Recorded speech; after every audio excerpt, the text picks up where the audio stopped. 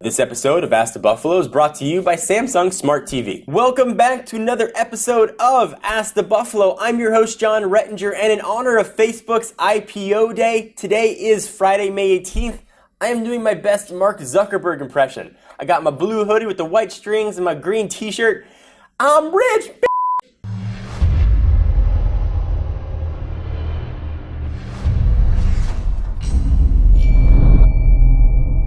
Alright, let's go ahead and jump right into the questions. The first one comes from Josh, who wants to ask, John, what are your predictions for Apple's WWDC? Well, WWDC used to be a place where Apple would announce stuff for developers, hence the D in it. Then later it evolved into a launching platform for new products, where we saw the first iPhone and subsequent versions of the iPhone up until the iPhone 4S, which sort of changed the complete release cycle. I do not think we're going to see a new iPhone or a new iPad announced at WWDC. I think that's going to wait until the October timeframe for a new iPhone, iPhone 5, whatever they decide to call it. What I do think we're going to see are new laptops and desktops. I think we're going to see updates to the MacBook Air, MacBook Pro, and iMac lines all getting Retina displays. You get a Retina display, you get a Retina display, you get a Retina display. Everybody gets a Retina display. I love my Oprah impression. MacBook Air, going to get faster processor. It's going to move over to Ivy Bridge. MacBook Pro is going to get a thinner design. It may also get USB 3.0. Couple that with Thunderbolt. You've got some awesome I/O options bubbling up for fast data speeds. iMac, smaller chin, Retina display, faster processors. One more thing with Apple, sometimes there is just one more thing. I think we're going to see iOS 6. I'm going to talk about what I think we're going to see in iOS 6 in another question. So our next question comes from Andrew, who says, hey, John, I ask this question all the time, but you never answer. What is your favorite phone? Well, Andrew, I'm going to answer today. There are 3 phones that I carry with me all the time, or at least one of the 3 that I'm carrying with me all the time. I've got the privilege of being able to test different devices, so let me show you what they are. Phone number 1, iPhone 4S. It's clearly white. The next phone is the Galaxy Nexus. This is the unlocked pentaband version that works with AT&T's HSPA Plus or T-Mobile's HSPA Plus network. And the one that is currently my daily driver, we got the HTC One X here. Either it's the AT&T version or it's the International Tegra 3 version that graces my pockets. So the next question wants to talk about the iPhone, and user Tokely8806 wants to know, John, do you think the next generation iPhone will be an all-new device, and what do you think it should have? So every generation iPhone's been an all-new device. Might not have looked all different, but it has been all new. iPhone 5 I think is going to be an all-new looking device. 4-inch screen, I think seems to be all but determined that it's going to have. A little bit different on the back. We heard rumors perhaps a teardrop shape. I think aluminum is going to make its comeback. Hearing rumors of liquid metal to make it thinner and more durable. One thing I think it is going to have though, and the rumors that it's been to the contrary, is that guy.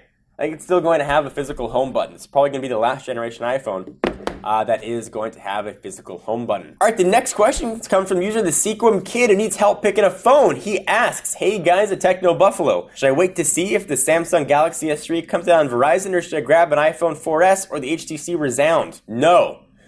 iPhone 4S is in the later stage of its life cycle. The Resound in the later stages of its life cycle. Don't go for either of those. You should probably wait a few months. We don't know what US carrier is going to pick up a variant of the Samsung Galaxy S3. Perhaps Verizon will. They did not pick up the Galaxy S2 because they had the Galaxy Nexus coming. So no one knows. The incredible 4G LTE variant, had a chance to play with at CTA. It's a gorgeous phone. It was quick, has a great screen. That may be one you want to wait for. And wait to see what Apple's going to do so you can help decide which phone is best for you. I want to take a minute to thank our friends and sponsors at Samsung and their incredibly awesome smart TV. Introducing Samsung's all-new smart TV with smart interaction technology plus innovative ways to explore and locate smart content. The built-in remote on the Smart Touch remote control, gesture and voice control, face recognition, and the Smart View mobile app all provide unique ways to interact with your TV. Cutting-edge TV apps and new signature services plus web browsing enhance the TV experience. Right now you can experience advanced overall performance from improved motion clarity to faster web access. In the future though, you can upgrade your TV experience and functionality with the Smart Evolution Kit. Learn more about all the features found in the Samsung Smart TV at facebook.com/SamsungTVUSA. And our last question, as promised earlier, comes from Revolution Bruce, who asks, John, what features are you hoping we're going to see in iOS 6? iOS 6 is going to be a redesign of iOS. It has to be. iOS has been almost exactly the same since it was first announced in 2007. You still have square icons, and you still have square icons. You can move them around now. They can do a little jiggly dance. You can rearrange them. You can drop them into folders. But things have stayed relatively stale. We've got sort of multitasking now by double-clicking the home button. We've got a notification center. One way or another, Apple is going to have to offer users a way to quickly view information. So whether or not they take a live tile approach like Windows Phone or a widget approach like Android. So however Apple decides to do that, I think we're finally going to see it in iOS 6. I'm hoping that we'll see better use of the lock screen. Perhaps we'll have a gesture area on the phone as well. Probably a bit unrealistic. I think more realistic though, especially being a developer conference where I think we're going to see this announced, WWDC, we'll see perhaps third-party APIs for Siri. So you can say, Siri, launch Foursquare, check in at my mom's house, and it'll be able to do that. Siri, snap picture, and you can hold it up and be like, snap. I don't know what that would be. I'm not a designer. I'm leaving that up to people way smarter than me. And of course, LTE compatibility in iOS 6, which certainly the iPhone 5 will have. So what do you guys expect for iOS 6? Do you agree, disagree? I don't know. Thank you guys for watching this episode of Ask the Buffalo. I'm John Rettinger, and I'll see you guys in the next one. Bye-bye.